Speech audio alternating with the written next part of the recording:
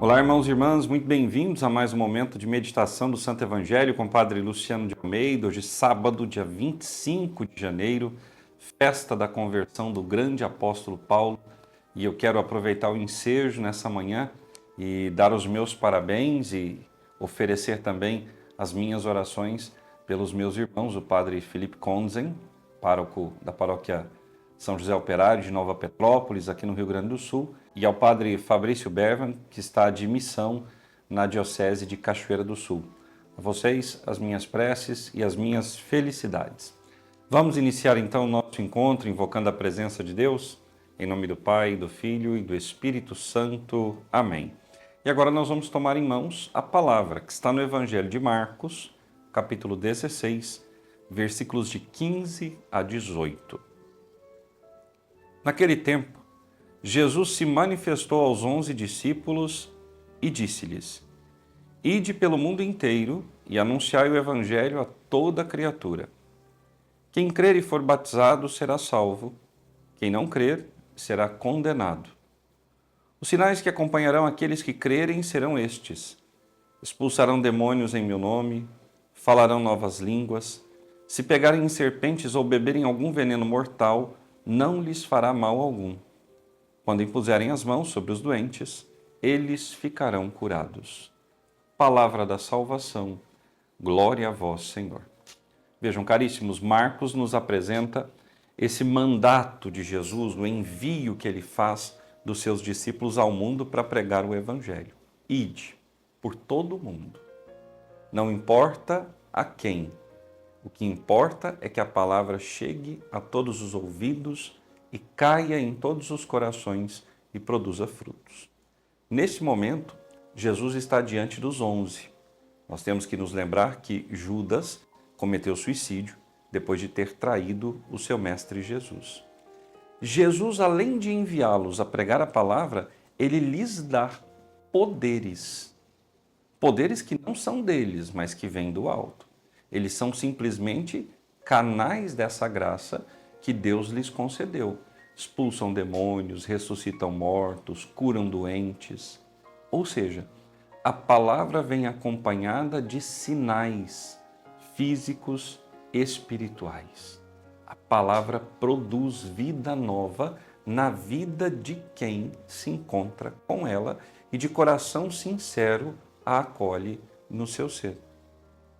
Nós hoje celebramos, como eu dizia agora há pouco, a festa da conversão de São Paulo. Por que celebrar a conversão de São Paulo? Porque é uma das conversões ao cristianismo mais icônicas que nós temos, uma das mais significativas. Saulo testemunhou o apedrejamento de Santo Estevão, o primeiro diácono da igreja. Saulo tornou-se um profundo e devoto zelador da retidão e da observância dos preceitos da fé judaica. Ele era discípulo de Gamaliel, um grande professor do seu tempo. Ele tinha o desejo de servir bem a Deus. Seu desejo de servir bem a Deus, de dar a Deus toda a sua vida, o levou a perseguir e combater todos aqueles que estavam contrários àquilo que ele desde sempre aprendera da lei e dos costumes judaicos. Como um bom fariseu, ele era um guardião da lei. E os primeiros perseguidos por Paulo foram justamente os cristãos, que São Lucas, nesse livro dos Atos dos Apóstolos, nos relata e nos faz entender que a fé cristã, num primeiro momento, tinha um outro nome, o caminho. Este era o modo como os irmãos se identificavam, como seguidores do caminho, ou seja, como seguidores do Cristo. Porque ele mesmo em João vai nos dizer: eu sou o caminho, a verdade e a vida. Ninguém vai ao Pai senão por mim. Portanto, Cristo é o caminho. A fé cristã é o caminho para chegarmos a Cristo e de Cristo ao Pai. Paulo perseguia, matava, prendia, incendiava vilarejos, colocava o terror no coração e na alma das pessoas. E Paulo pediu ao sumo sacerdote que lhe desse cartas de recomendação para que ele fosse até Damasco, na Síria. Porque os judeus de Jerusalém, que estavam no caminho, ou seja, que se tinham tornado cristãos, fugiram para Damasco, na Síria. E Paulo foi até lá, com o objetivo de trazer de volta presos estes irmãos para que fossem devidamente punidos. A punição, nós não sabemos qual é, mas seria com certeza no maior rigor da lei. Hoje, nós vivemos um tempo muito semelhante ao tempo dos primeiros cristãos, ao tempo daqueles que seguiam o caminho.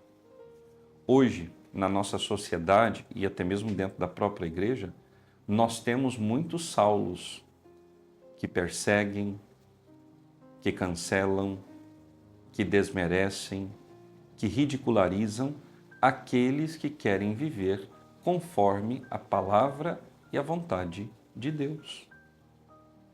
Basta olharmos ao redor.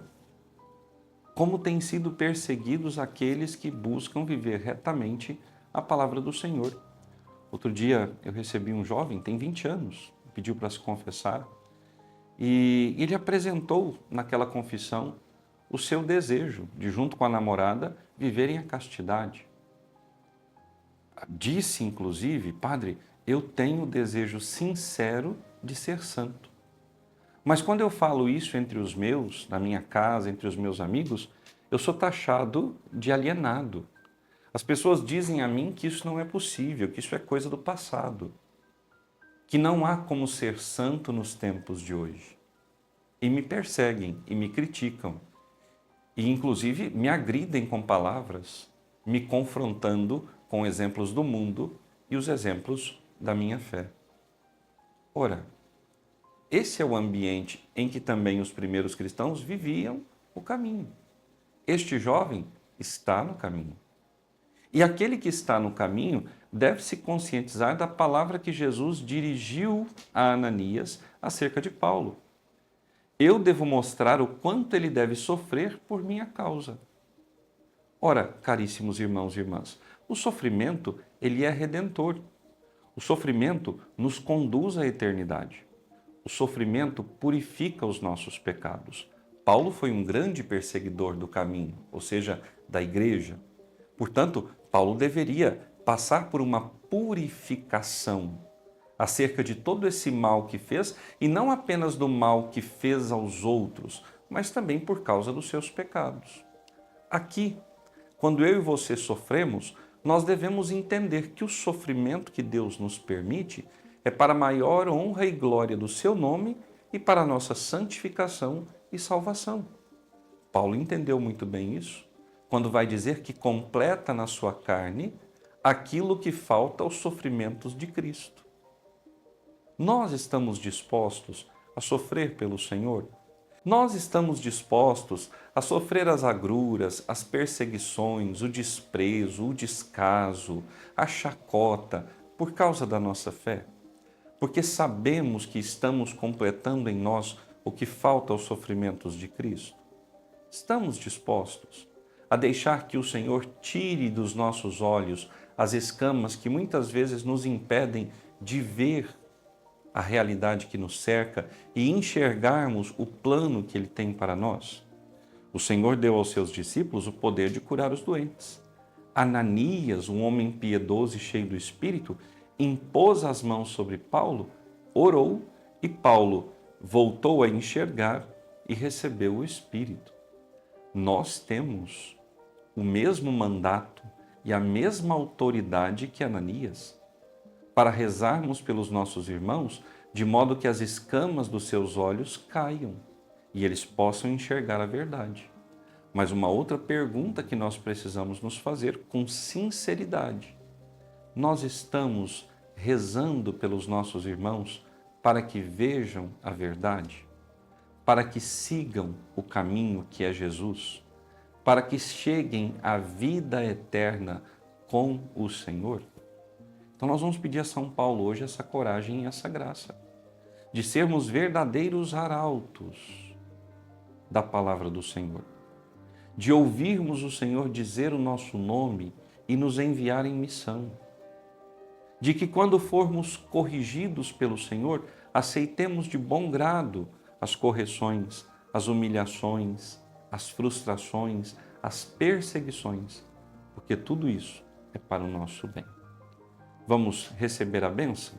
O Senhor esteja convosco. Por intercessão da bem-aventurada Virgem Maria, de São José, seu esposo, e São Miguel Arcanjo, e hoje, de São Paulo Apóstolo, desça e permaneça sobre vós a bênção de Deus Todo-Poderoso, Pai, Filho e Espírito Santo. Amém. Até amanhã.